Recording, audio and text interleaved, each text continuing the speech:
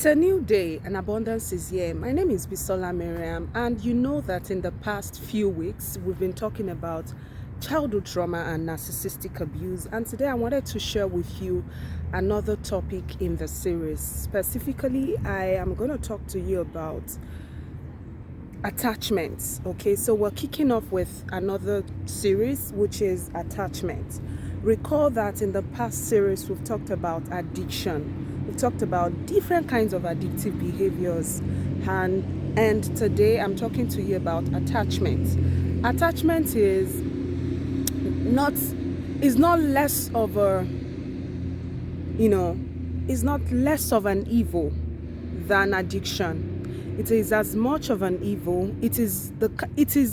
Well, even though attachment might not be as dangerous as addiction, that doesn't make it less of an evil.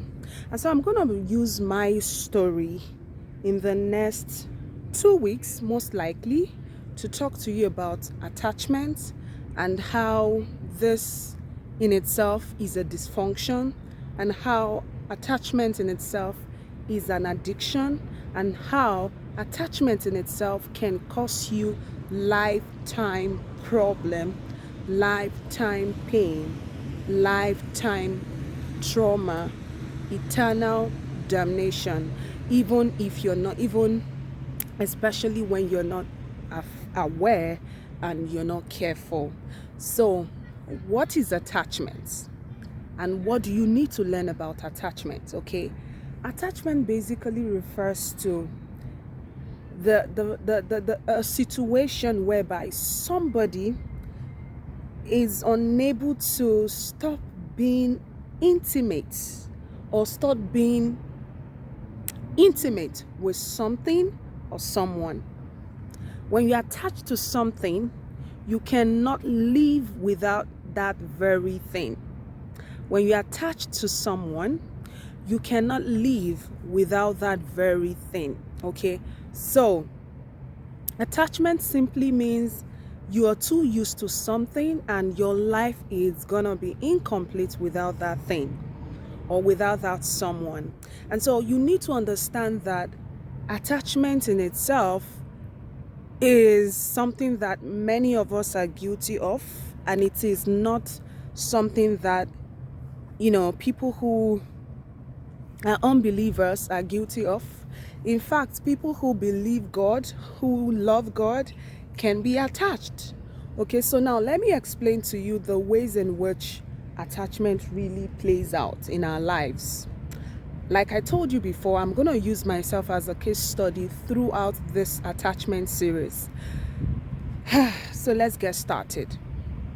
Personally, growing up, now let me tell you a little bit about attachment theory.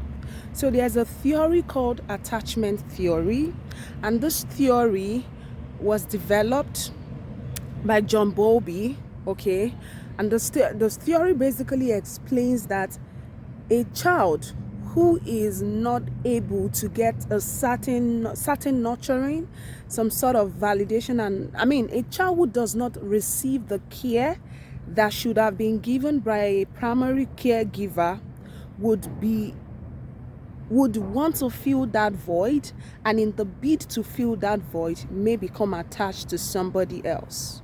So if you are right now a grown-up adult who didn't have the love of a father or who didn't have the love of a mother, it is most likely that you're going to be attached to your friend or friends or people within your social space or some sort of activity, church, religion, some sort of you can even become unnecessarily you may even become unnecessarily driven in the sense that the only thing that keeps you going is to just keep achieving, keep piling up the different awards, like degrees, because one, that's your attachments.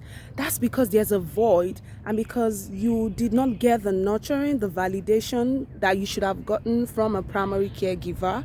You may tend to want to get those validations from something or some people. And that's why you see that sometimes when people say this person is my BFF, best friends for life, I'm always very skeptical, because I mean, if you really, a lot of times we need to actually examine people who say this person is my BFF, I can't do without this friend. Perhaps they are attached and they might not even know it, and that's because there's a void that you're trying to fill, especially if you did not get that nurturing from a primary caregiver at a young age.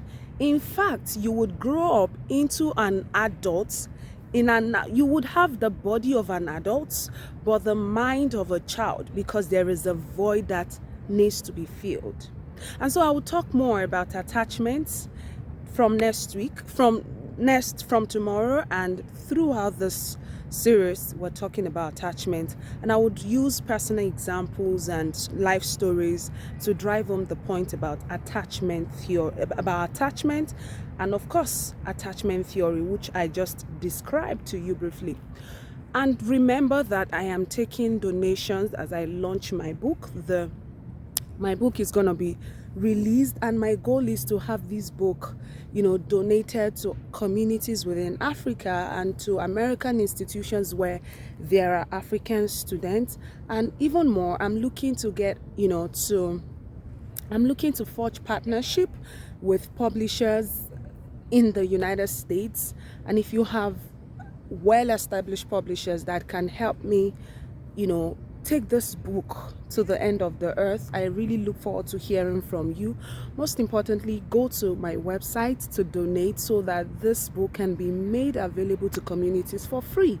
Go to bisolamiriam.com/becomingbm. bisolamiriam.com/becomingbm. Thank you so much. And abundance is here. There is no lack. Bye.